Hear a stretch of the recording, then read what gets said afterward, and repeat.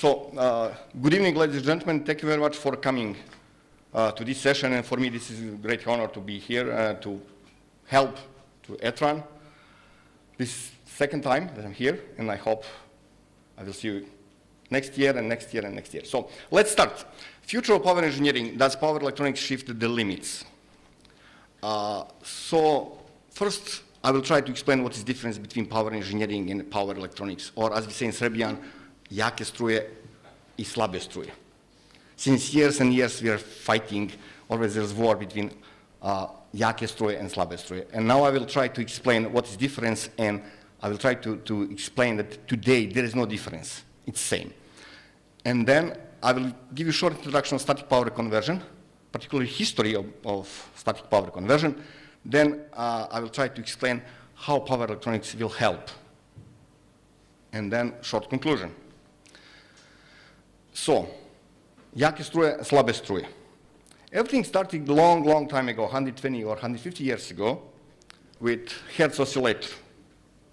Here we are talking about very primitive power converter, static power converter.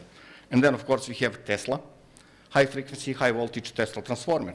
This was nothing else than multi-resonant static power converter. And then we had introduction of first mercury arc rectifier in 1902. And then we had first real power converter in the 30s.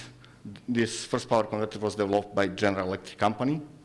And if you are familiar with power electronics just a little bit, then you will recognize standard back-to-back converter. Of course, you cannot see IGBTs and transistors. You will see just vacuum tubes, but that was a long time ago. And then we had different devices. Finally, in the 50s, we had invention of bipolar transistor. And after this one, invention of silicon control rectifier, SCR or thyristor. And then 60s, 70s, 80s, 90s, we had invention of high power bipolar transistors, high power vertical MOSFETs. And then in 90s, 80s in fact, we had invention of IGBT. IGBT is just a combination of bipolar transistor and MOSFET. And with this device, this guy, Balga, solved a lot of problems. And this was second half that real power electronics was born. Today, we have a lot of new devices like a super junction MOSFET. And finally, we have new material, gallium nitride and silicon carbide material. This is what we have today. Oops. Yeah. And today, thanks to introduction of all those devices, power electronics is part of your life. Most of you understand that, but most of young generation does not. Because whatever you touch is full of power electronics. At your home, everything is power electronics. In transportation, in industry, even your smartphone. Your smartphone is really full of power electronics. Your computer, your car. In a car, you have 50 or 100 small power converters. So simply speaking, whatever you touch is just power electronics. And try to imagine your life without power electronics. Everything will be different. No Facebook, no Twitter, no LinkedIn, no Google. Really, everything will be different. And that means today we cannot split power engineering and electronics. They are mixed together. Today there is no jaka struja, slaba struja. It's mixed. It's cross-related. And now I will try to explain how power electronics helps you to improve your life. The question is it true or not? But I will explain what is influence of power electronics in, I would say, power distribution or real power engineering. And again, same question. DC or AC? And does power electronics help? Different aspects. I will give you just two examples. One is low voltage distribution, the second one is transmission long distance. And then we'll see, does power electronics help in AC systems? Again, just a few examples. Let's start with AC and DC. We know this very well from history. That was 130, 140 years ago, 40 years ago. Big war between Edison and Tesla. And you know what happened in the meantime? They fought a lot. Edison started killing elephants, dogs, and so on. And finally, that was the victory of Tesla with big power plant on Niagara waterfalls. Since then, till end of 20th century, AC was dominant. However, today's situation is a little bit different. As I said, I will give you just 2 examples. This one is low voltage installation in consumers. Some time ago, that was very, very simple. Switchboard, fuse, piece of wire, fuse, switch, wire, and that's it. And very simple passive load. Today is a little bit more complicated. In your home, you have washing machine. It's not just motor. It's again power electronics. TV or monitor, computer, air conditioning, everything is power electronics. Because inside, you have basically DC load. But to provide DC, you need rectifier. So here you have your AC grid, 240, 50 hertz, and then you have EMI filter, you have PFC, then you have DC bus voltage, 350 to 400 volts, and then you have an inverter to supply your motor in your washing machine or your fridge or any kind of machine at your home. Situation is same in buildings, in offices. The situation is exactly the same in industry. You don't have washing machines, but you have drives. And today they have rectifier DC bus inverter. So that's nice. What's the solution? Or what is the problem? The problem is we have additional filter, we have additional rectifier, which means one more conversion stage, which means additional losses. Okay, let's eliminate this. And then we can distribute DC, 380 volts, to all building. That's fine, it's very simple. You improve efficiency for 1 to 2%, that's fine. Unfortunately, no meal for free. There are a couple of problems. The first one is fault management with DC distribution is very difficult because in case of short circuit on your installation, what you have to do, you need DC rated circuit breaker, which is very bulky and expensive because you cannot use standard AC circuit breakers. They don't work. So this is the first problem. The second problem is the market is a little bit conservative because it's something new. In fact, that's not new, this is old, if you go back 140 years ago. But for today, this is new. And then we need to change all equipment. It will take time, but sooner or later it will come, thanks to power electronics. The second example, power distribution on very long distance. So we know that standard AC systems have severe limitations. One of those is the distance is limited. Okay? We can try to compensate in impedance with series capacity compensators, with parallel compensators, but still there is some limitation. Another option is to use DC system. So just assume that you have 2 subsystems. Subsystem 1, subsystem 2, and they are very far away from each other, 1,000 and 1,000 kilometers. And then you put one rectifier, long DC bus or DC cable, and on the opposite side put another converter. This is well known as high voltage DC system. And now you don't have limitation of distance because only limitation is cross-section of the cable, nothing else. And then controlling those 2 converters, you can easily control power flow between those 2 subsystems without any problem. This is very, very easy. But again, no meal for free. Because now we are talking about very high power. We are not talking about kilowatt or megawatt. We are talking about thousands of megawatts. We are not talking about kilovolts. We are talking about megavolts. How we can design such system? What kind of devices we can use for switch? We cannot use vacuum switch, no way.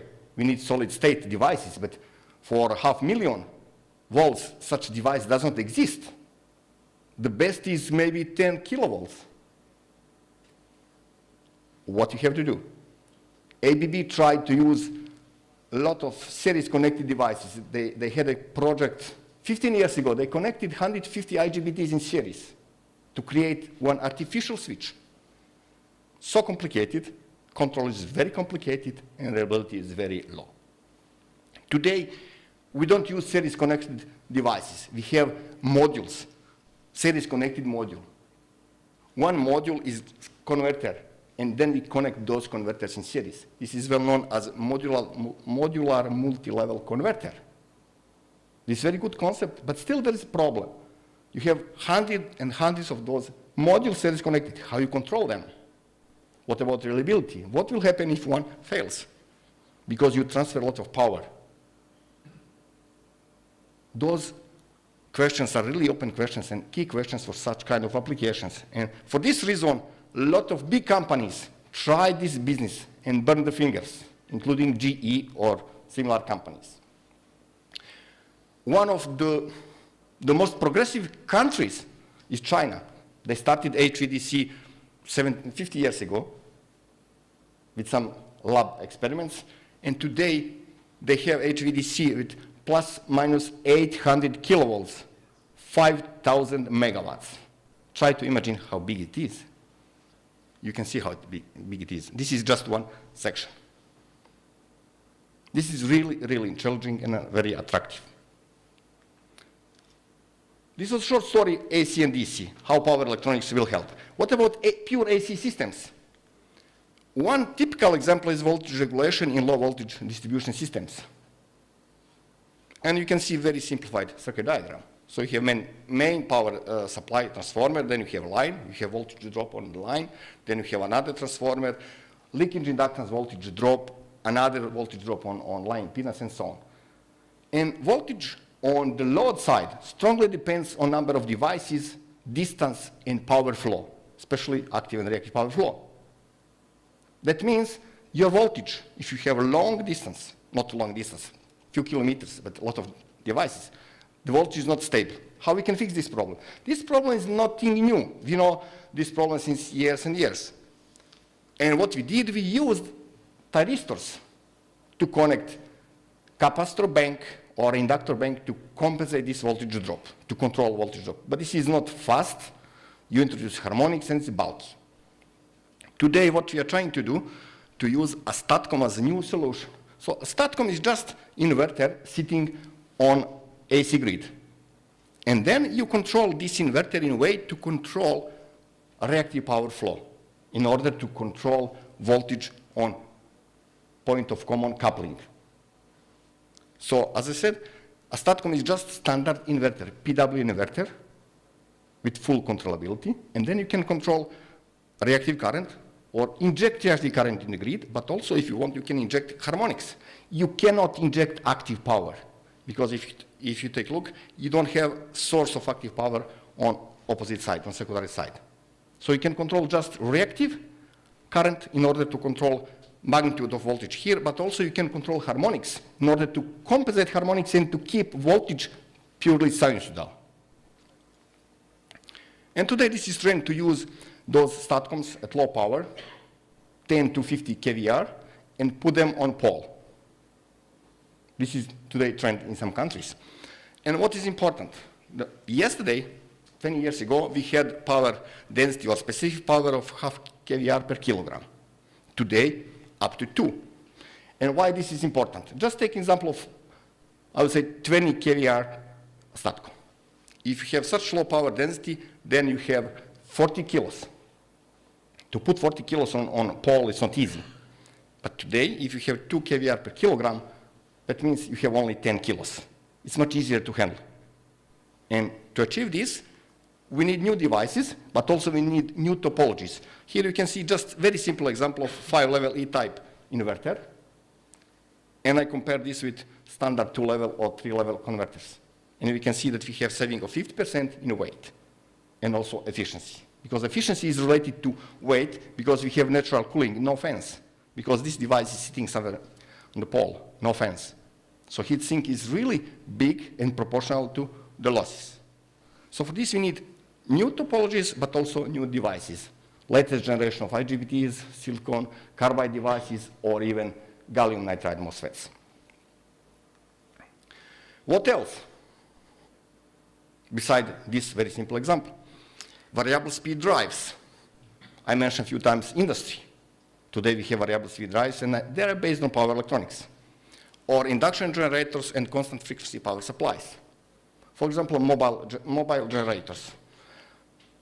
State-of-the-art solution is to have synchronous generator driven by diesel engine or gas turbine.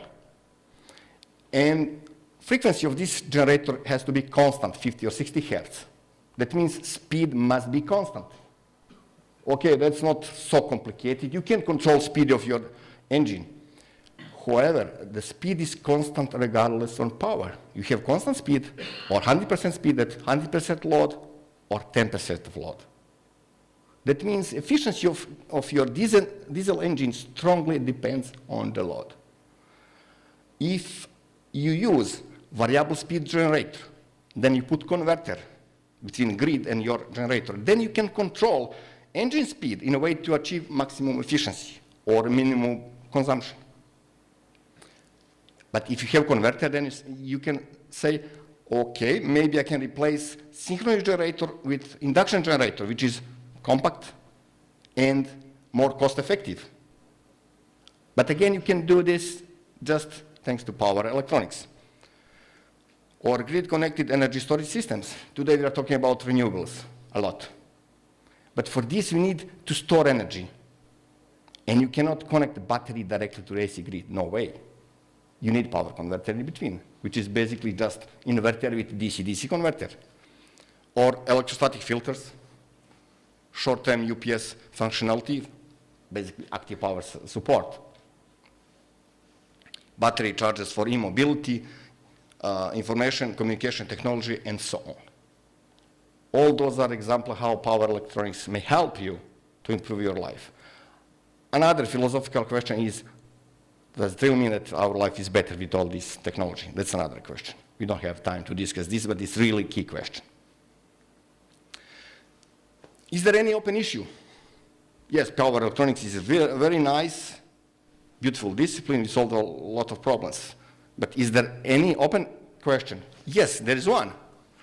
One key question is passive devices, because since I would say in the last 30 years, we have been working on active devices, transistors, and we invested a lot of money in active devices, but nothing in passives. Today, we are in a situation that we have really good devices, very, very good transistors, but we don't have magnetics and capacitors to support this.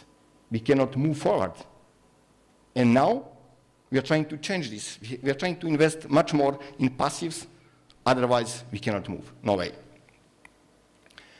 And the question is why we did not invest more in magnetics and capacitors. Historical way, because you remember all the time we were talking about active devices, not passive. And there is another problem, our perception. Move faster and you will solve all your problems. I still remember my discussion with a big boss of a big company 10 years ago. And we discussed about future of power electronics. And he said, look, Petar, you're completely wrong. Okay, boss, why? What I did wrong? Look, in future we'll have extremely fast device, and in that case you don't need any filter. Okay, yeah. He was boss, and boss is always right, except when he's wrong, and he was wrong. Unfortunately, I don't have time to explain why he was wrong, but you know very well. Doesn't matter how fast you switch, you need passives, you need filters, inductors, and capacitors. And this is bottleneck for future development of power electronics. Discussion and conclusion. Jake struje and slabe struje are not enemies anymore. They work together now. And you cannot split anymore. Power electronics is part of your life, and it will stay part of your life. Power engineering is today very different from yesterday, and it will keep changing thanks to power electronics. However, where we are today, in Serbia, does power electronics play an important role in Serbia? I don't know. And does EPS, Elektroprivreda Serbia, or whatever its name, I don't know, consider power electronics as a must in future? I think those two are key questions for our community here in Serbia. Thank you very much for your time.